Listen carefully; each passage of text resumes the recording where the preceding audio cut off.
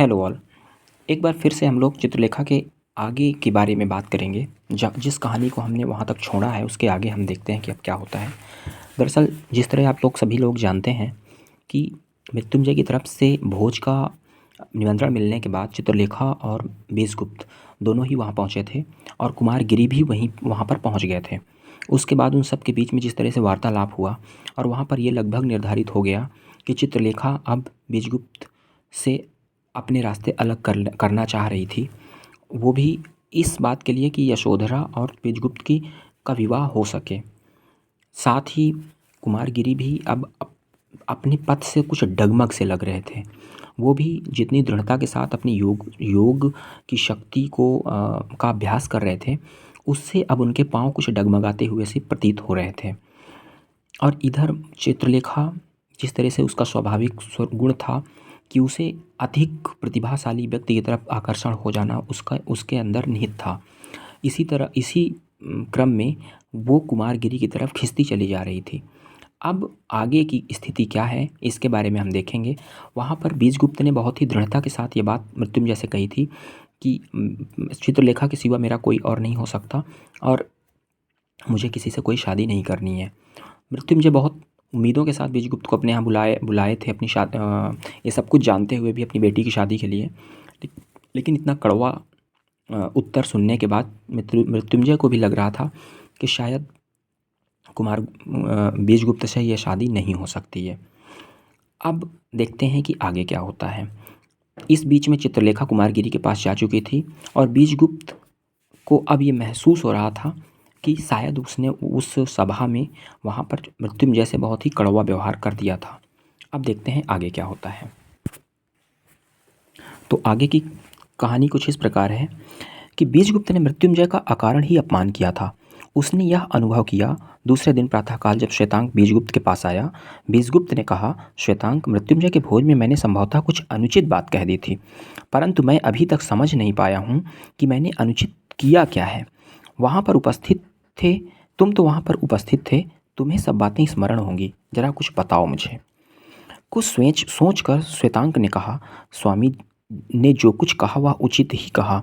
रही अपमान करने की बात, वहाँ मैं भी इतना समझता हूँ कि बातें इतनी खुलकर हुई कि आर्यश्रेष्ठ को अपने को अपमानित समझना असंभव बात नहीं है। पर उसकी चिंता ही क्या, सत्य सत्य है। एक दूसरे के विरोधी सिद्धांत हो सकते हैं, नहीं, यह तुम भूलते हो श्वेतांक। सत्य सत्य है, पर सत्य अप्रिय न होना चाहिए। जिस प्रकार कहा गया है ना कि सत्यम ब्रूयात प्रियम ब्रूयात, ना ब्रूयात सत्यम अप्रियम। मतलब कई बार ऐसा होता है कि हम सच बोलते हैं लेकिन सच वो इतना अधिक कड़वा होता है कि सामने वाले को वो कटुता से भर देता है। तो शास्त्रों में भी कहा गया है कि सच आप कहें लेकिन इतना अधिक कड़वा सच ना कहें। जैसे कि किसी अंधे को अगर अंधे के नाम से आप पुकारेंगे तो कैसा महसूस होगा। निश्चित तौर पर वो सच है लेकिन ये सच नहीं कहना चाहिए। तो कुछ सोचकर श्वेतांक ने कहा, स्वामी ने जो कुछ कहा तो ओके, अब हम लोग यहाँ से आते हैं। नहीं, यह तुम भूलते हो श्वेतांक। सत्य सत्य है, पर सत्य अप्रिय न होना चाहिए। जो कुछ मैंने कहा वह किसी दूसरे ढंग से प्रिय रूप में कहा जा सकता था। बिल्कुल। बीजगुप्त को मृत्युंजय के अपमान का अधिक ध्यान न था। उसे खेद था यशोधरा को अपनी बातों से अकारण ही दुख पहुंचाने पर। उसकी दृष्टि के आगे यशोधरा का चित्र नाच रहा था। यशोधरा प्रेम करने की प्रतिमा थी। उसका भोलापन, उसकी प्रशांत तथा सुधा सिंचित आँखें, उसका लज्जा और तेज से विभूषित अति सुंदर मुखमंडल, यह सब रह रहकर बीजगुप्त के सामने नाच उठते थे। पर वह यशोधरा से प्रेम न कर सकता था क्योंकि वह चित्रलेखा से प्रेम करता था। चित्रलेखा की मादकता यशोधरा में न थी। चित्रलेखा का हृदय यशोधरा में था या नहीं, इसका वह निर्णय कर सकता था। चित्रलेखा उसकी पत्नी न होते हुए भी पत्नी थी। नर्तकी होते हुए भी वह प्रेम कर सकती थी। धन के वास्ते नहीं, धन की चित्रलेखा के पास कोई कमी न थी, केवल प्रेम के वास्ते। उसे वह रात याद हो आई जब चित्रलेखा ने प्रथम बार उसका परिचय पूछा था। चित्रलेखा और यशोधरा में कोई समानता न थी। चित्रलेखा बहुत ऊंची थी, बहुत ऊंची थी। वह आश्चर्य करने लगा कि वह यशोधरा के विषय में क्यों सोच रहा है।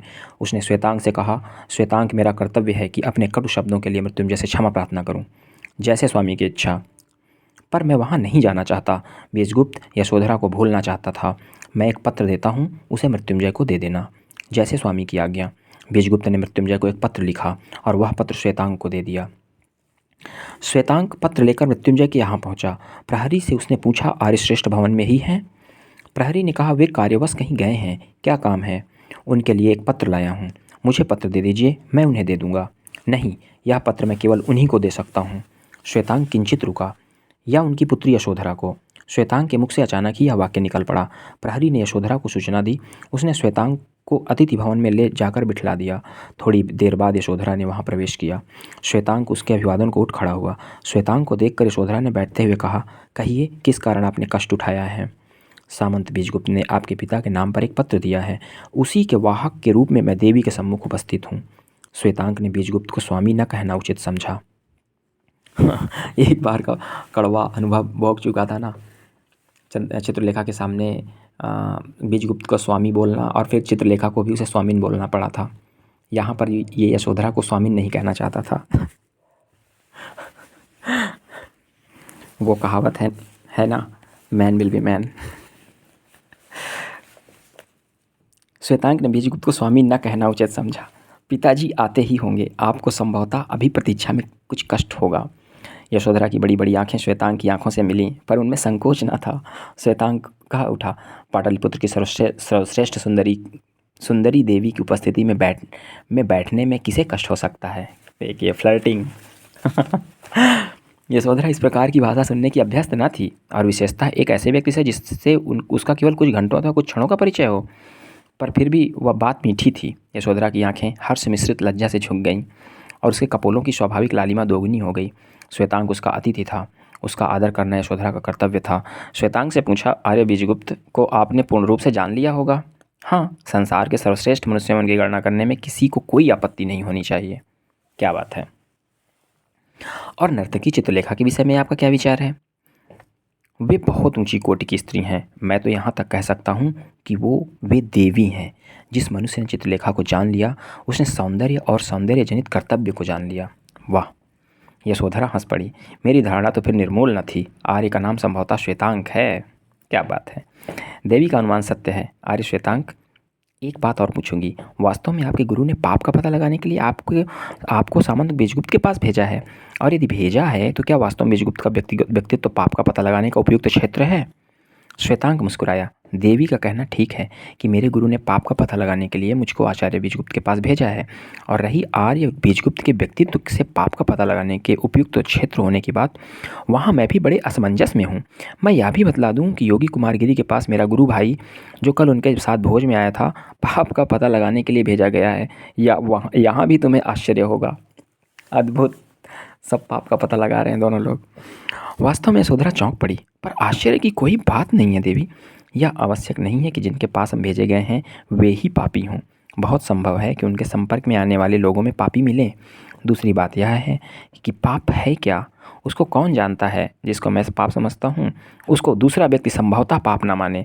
और साथ ही बहुत सी बातें जिन पर हम ध्यान तक नहीं देते, बहुतों के लिए पाप हो सकती हैं। बिल्कुल।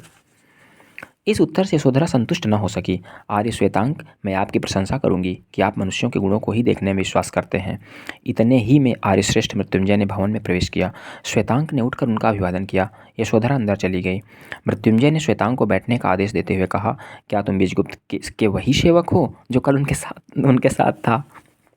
आर्यश्रेष्ठ का अनुमान ठीक है। स्वामी ने आर्यश्रेष्ठ के नाम एक पत्र दिया है।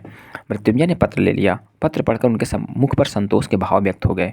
सामंत बीजगुप्त से कह देना कि उनके क्षमा याचना करने की कोई आवश्यकता नहीं थी, और उनकी और मेरी धारणा वैसी ही निर्मल तथा स्वच्छ है जैसी पहली थी। एक बात और कह देना, यदि उनको कोई कार्य न हो तो वे संध्या समय यहाँ चले आवें और भोजन भी यहीं करें। कुछ रुककर उन्होंने फिर कहा, और श्वेतांक, तुम भी बीजगुप्त के साथ आमंत्रित हो। श्वेतांक का मुख प्रसन्नता से खिल गया। आर्यश्रेष्ठ की आज्ञा का पालन होगा। यदि स्वामी आवेंगे तो मैं भी अवश्य आऊँगा। यद्यपि बिना उनकी आज्ञा के मेरा यहाँ आना या कहाँ तक उचित होगा, यह मैं नहीं कह सकता। मृत्युंजय हंस पड़े। तुम शांत, गंभीर तथा कर्तव्यनिष्ठ युवक हो। मैं तुमसे प्रसन्न हूँ। तुम्हारे वंश, तुम्हारे पिता का नाम और उनका निवास। मैं सूर्यवंशी हूँ। मेरे पिता का नाम विश्वपति है और उनका निवास कौशल प्रदेश है। तुम्हारे पिता का नाम विश्वपति है और उनका निवास कौशल है। क्या उन्होंने काशी में शिक्षा पाई थी? आर्यश्रेष्ठ ठीक कहते हैं। कितने आश्चर्य की बात है। विश्वपति मेरे गुरु भाई हैं। तुम्हारा स्वागत है। तुम मेरे पुत्र के समान हो। अपने पिता और मृत्युंजय के इस परिचय पर श्वेतांग को कितनी प्रसन्नता हुई यह नहीं कहा जा सकता। श्वेतांग के हृदय में एक प्रकार की आशा उत्पन्न हो गई। वह सोचने लगा, यशोधरा का मेरे साथ विवाह हो सकना संभव है। Man will be man. संभवतः श्वेतांग जानता था उसके पिता का वैभव नष्ट हो चुका था और इसलिए उसके पिता ग्रामीण जीवन व्यतीत कर रहे थे। वह उच्च कुल का था, पर इससे क्या, मृत्युंजय उसके पिता से धन में श्रेष्ठ थे, वैभव में श्रेष्ठ थे और अधिक शक्तिशाली थे। विवाह में इन बातों की समता अवश्य होती है। फिर भी आशा दब न सकी। श्वेतांग को मौन देखकर मृत्युंजय ने कहा, वत्स श्वेतांग, मेरे भवन को तुम अपना ही समझो। मुझे आश्चर्य होता है कि विश्वपति ने तुम्हारे यहाँ होने की सूचना मुझे क्यों न दी। मेरे पिता आजकल वानप्रस्थ जीवन व्यतीत कर रहे हैं। बहुत संभव है कि वह यह कारण रहा हो। अच्छा, तो आर्यश्रेष्ठ आज्ञा दें। भोजन का समय हो गया था। मेरे यहाँ इस समय भोजन करने में तो तुम्हें कोई संकोच न होगा। श्वेतांक ने मुस्कुराते हुए कहा, संकोच की कोई बात नहीं है आर्यश्रेष्ठ, पर मैं इस समय आर्य बीजगुप्त का सेवक हूँ। बिना उनकी आज्ञा के मैं कोई काम नहीं कर सकता। अच्छा, तो आप मुझे आज्ञा दें। विलम्ब हो रहा है। आर्य बीजगुप्त मेरी प्रतीक्षा कर रहे होंगे। साधुआ, अपने कर्तव्य को तुम भली भांति समझते हो। मैं तुम पर प्रसन्न हूँ। तुम जा सकते हो। बीजगुप्त से तुम मेरी बात कहना मत भूलना। श्वेतांक लौट आया। बीजगुप्त से उसने मृत्युंजय के यहाँ निमंत्रण की बात कही। बीजगुप्त कह उठा, मुझे निमंत्रण मिला है, पर क्या मेरा वहाँ जाना उचित होगा। इस निमंत्रण पर बीजगुप्त दोपहर भर विचार करता रहा। उसका वहाँ जाना अनुचित क्यों था। बीजगुप्त के मन में यह प्रश्न उठा। वह यह तो कह सकता था कि उसका वहाँ जाना अनुचित है, पर वह कारण स्वयं ही न कह सका था। बहुत तर्क वितर्क के बाद उसने मृत्युंजय के यहाँ जाना निश्चित किया। संध्या के समय उसने श्वेतांग से कहा, श्वेतांग, मैं समझता हूँ कि मुझे किसी भद्र पुरुष का निमंत्रण अस्वीकार न करना चाहिए। उसके मन में यशोधरा को एक बार फिर देखने की उससे बातचीत करने की अस्पष्ट भावना चक्कर काट रही थी।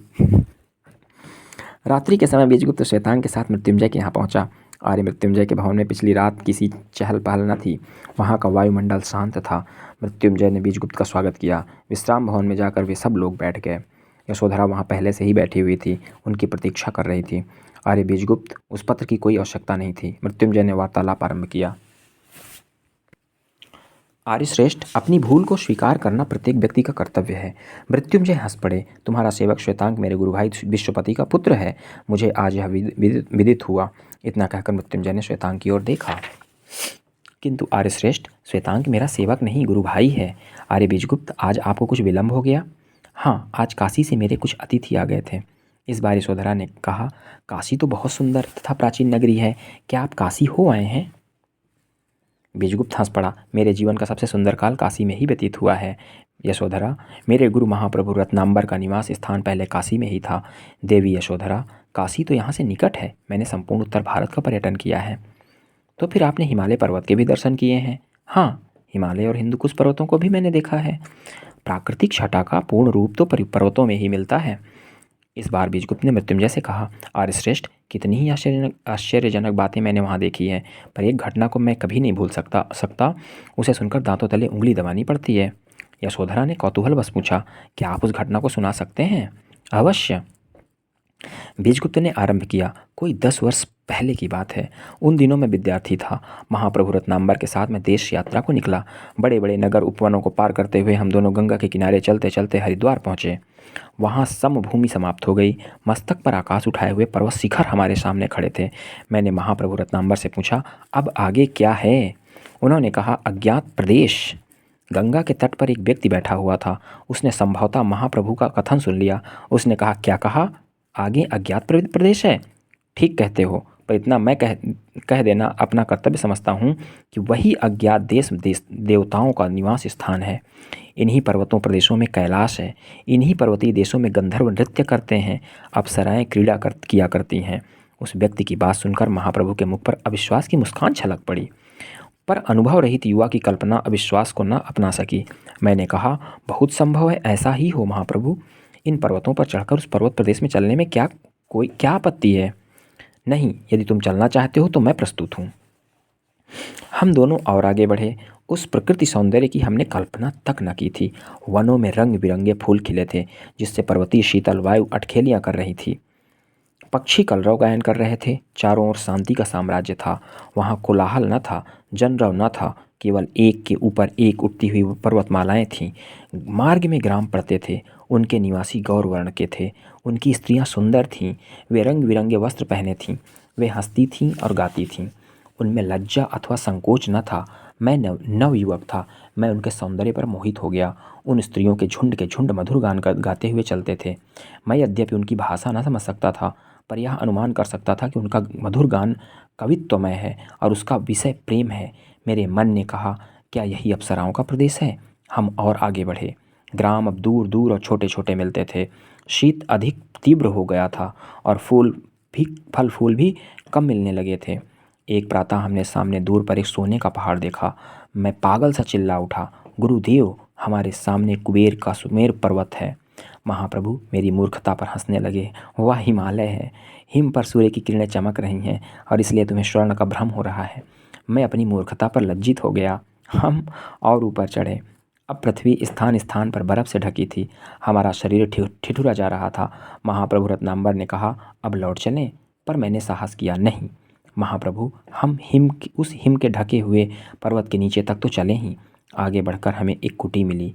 उस कुटी में उस समय केवल एक स्त्री बैठी हुई कुछ सोच रही थी। हम लोगों को देखकर उठ खड़ी हुई। उसने कहा, अतिथियों का स्वागत है। महाप्रभु ने उस स्त्री को बड़े ध्यान से देखा। उन्होंने धीरे से मेरे कान में कहा, यह निरापद स्थान नहीं, यहाँ से लौट चलना चाहिए। स्त्री हंस पड़ी। वृद्ध अतिथि का अनुमान सत्य है, पर जब यहाँ तक आए ही हो तो एक बात जान लो, जिसको तुम जीवन भर कभी न भूल सकोगे। स्त्री की इस बात से महाप्रभु चकित हो गए, पर उसके अनुरोध को टालना उन्होंने उचित न समझा। थोड़ी दूर चलकर हमने हिम की एक शिला पर एक योगी को बैठे हुए देखा। उसकी जटा उसके पैरों तक आ गई थी। नाखून सिंह के पंजों की भांति थे। वह एकटक जिस ओर से हम आ रहे थे उसी ओर देख रहा था। हम लोगों ने जाकर उसे अभिवादन किया। उसने आशीर्वाद देकर हमें अपने पास बिठाया। आज न जाने कितने समय बाद मैंने किसी पुरुष को देखा है। उसने एक ठंडी सांस ली। उसके मुख पर करुणा तथा विषाद के भाव व्यक्त थे। महाप्रभु ने उससे कहा, देव, आप दुखी हैं? हाँ, उसने उत्तर दिया, दुखी हूँ और सुखी भी हूँ। इतना कहकर उसने पीछे की ओर संकेत किया। हम लोगों ने उठकर पीछे देखा और भय से कांप उठे। पीछे रक्त का एक कुंड था जिसमें सीढ़ियाँ लगी हुई थी। उस कुंड से दुर्गंध आ रही थी। महाप्रभु ने योगी से पूछा, आप यह स्थान त्याग क्यों नहीं देते? उसने उत्तर दिया, त्यागना चाहता हूँ पर त्याग नहीं सकता। न जाने कितनी बार इस स्थान को छोड़ने की बात सोचता हूँ, पर सब व्यर्थ है। यह स्थान नहीं छोड़ सकता। उफ। इसके बाद ज्ञान की बातें होती रहीं। उसने साधना तथा उपासना का महत्व हम सब लोगों को बताया। उस योगी का ज्ञान बहुत ऊंचा था। घंटों उस दुर्गंध को सहकर भी हम उसकी ज्ञान की बातें सुनते रहे। उस समय संध्या निकट आ रही थी। एकाएक एक योगी चिल्ला उठा, समय आ गया, और वह उठकर तेजी के साथ उस कुंड की ओर भागा। हम लोग भी उसके पीछे दौड़े। केवल कौतूहलवश योगी पागल सा उस कुंड में कूद पड़ा। आश्चर्य की बात, उस कुंड में उस समय रक्त के स्थान में स्वच्छ तथा निर्मल जल था। उसके वे नरकीय जंतु सुंदर कमल दलों में परिणत हो गए थे। हम लोग अवाक रह गए। साथ ही हमने देखा कि उस कुंड में योगी के साथ एक स्त्री भी थी, और वह स्त्री वही थी जिसको हमने कुटी में देखा था। वे दोनों केली कर रहे थे। स्त्री हंस रही थी। उसने पुकार कर हम लोगों से कहा, मूर्खों, खड़े खड़े क्या देख रहे हो? आओ यहाँ स्नान करो और जीवन का सुख भोगो। मेरे मन में इच्छा हुई कि स्नान करूं और मैं अपने वस्त्र उतारने लगा, पर महाप्रभु ने मेरा हाथ पकड़कर जोर से खींचा। ना जाने उनमें कितना बल था कि लाख विरोध करने पर भी मैं अपने को मुक्त न कर सका। वे मुझे खींच कर ले चले। उस समय वे चल रहे थे, दौड़ रहे थे। कुटी को पार करते हुए हम लोग पुराने मार्ग से लौट आए। महाप्रभु ने मुझसे बाद में कहा, वत्स, परमेश्वर को धन्यवाद दो कि हम लोग बच गए। उस दिन से कई वर्ष तक मेरे सामने उस स्त्री का चित्र नाचता रहा। कितनी मज़ेदार कहानी थी। यशोधरा ने पूछा, इसका रहस्य भी क्या कभी महाप्रभु ने आपको बतलाया? नहीं, महाप्रभु ने केवल इतना ही कहा, संसार में कोई ऐसी बात है जो समझ में नहीं आ सकती। उनमें से वह भी एक थी। इसके बाद लोग भोजन गृह में गए। आज यशोधरा के एक और बीजगुप्त और दूसरी ओर श्वेतांग था। भोजन करते हुए यशोधरा ने बीजगुप्त से कहा, आर्य, आपकी कहानी अपूर्व है। उसको सुनकर मेरे हृदय में न जाने कैसी हलचल मच गई थी। मैं भी चाहती हूँ कि मैं ऐसी आश्चर्यजनक चीज़ें देखूँ। बीजगुप्त ने हंसते हुए कहा, देवी, मनुष्य अनुभव प्राप्त नहीं करता, परिस्थितियाँ मनुष्य को अनुभव प्रदान करती हैं। श्वेतांग यशोधरा से बात करने का अवसर ढूंढ रहा था। देवी, अनुभव प्राप्त करने के लिए अभी समस्त जीवन पड़ा है।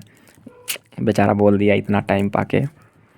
यशोधरा के मुख पर एक विचित्र प्रकार का भाव अंकित था। संभवतः पर किसी के भी इस छोटे से जीवन का प्रत्येक क्षण कितना मूल्यवान है। इस जीवन के इन क्षणों को का व्यर्थ जाना क्या बुरा नहीं है। बीजगुप्त हंस पड़ा। हमारे प्रत्येक कार्य में अदृश्य का हाथ है, उसकी इच्छा ही सब कुछ है। यशोधरा के मुख पर एक विचित्र प्रकार का भाव अंकित था। संभवतः पर किसी के भी इस छोटे से जीवन का प्रत्येक क्षण कितना मूल्यवान है। इस जीवन के इन क्षणों का व्यर्थ जाना क्या बुरा नहीं है। बीजगुप्त हंस पड़ा। हमारे प्रत्येक कार्य में अदृश्य का हाथ है। श्वेतांग यह देख रहा था कि यशोधरा पर अपने व्यक्तित्व का इतना सुंदर प्रभाव नहीं डाल सकता था जितना बीजगुप्त। उसने एक बार फिर साहस किया। देवी यशोधरा, मनुष्य को सुखी और संतुष्ट जीवन की आवश्यकता होते हुए भी जिस उसमें हलचल का पुट होना ही चाहिए। प्रेम मनुष्य का निर्धारित लक्ष्य है। कंपन और कंपन में सुख, प्यास और तृप्ति, प्रेम का ये क्षेत्र यही है। जीवन में प्रेम प्रधान है। जीवन में आवश्यक है एक दूसरे की आत्मा को अच्छी तरह से जान लेना, एक दूसरे से प्रगाढ़ अनुभूति और एक दूसरे के श्वेता के अस्तित्व को एक कर देना ही प्रेम है। जीवन का सर्व सुंदर लक्ष्य है। यशोधरा ने श्वेतांग को देखा। उसकी आंखें श्वेतांग की आंखों से मिल गई। श्वेतांग का सारा शरीर पुलक उठा। कितनी देर तक यशोधरा श्वेतांग को देखती रही यह नहीं कहा जा सकता, पर श्वेतांग के लिए वे थोड़े से क्षण कितने मादक थे। बीजगुप्त हंस पड़ा। यही जीवन है, उसने धीरे से कहा। यशोधरा की दृष्टि एकाएक श्वेतांग पर से हट गई। उसका मुख पीला न पड़कर लाल हो गया। श्वेतांग ने घबरा कर आंखें नीचे कर ली। और इसी के साथ ये अध्याय, ये चैप्टर यहीं पर समाप्त होता है। हमेशा की तरह मैं आपका दोस्त देव इस कहानी के साथ हर दिन आपके सामने प्रस्तुत रहता हूँ। आप अपना प्रेम ऐसे ही बरसाते रहें। बहुत बहुत धन्यवाद। शुभ रात्रि।